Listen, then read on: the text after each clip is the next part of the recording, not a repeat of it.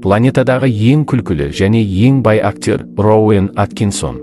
Мектепте оны сыртқы келбеті үшін қорлады, ал қазір ол әлемдегі ең бай комедиялық актер. Оның байлығы $200 миллион бағаланады. Бала кезінде ол өзінің кекештенуінен қатты қиналды, ал сыныптастары оған келімсек сияқты екенін айтты.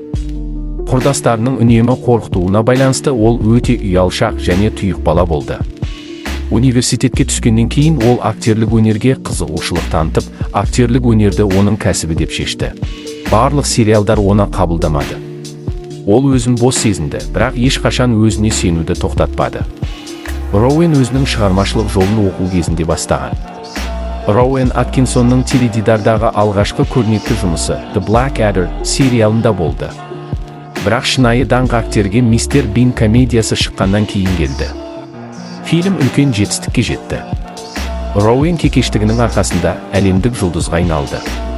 Қазақша сөйле арнасының поп мәдениет жаңалықтарының кезекті шығарылымы ұнаған болса, қазақша сөйле YouTube арнамызға және Instagram парақшамызға жазылыңыз. Материалды дайындаған Дулат Арафат.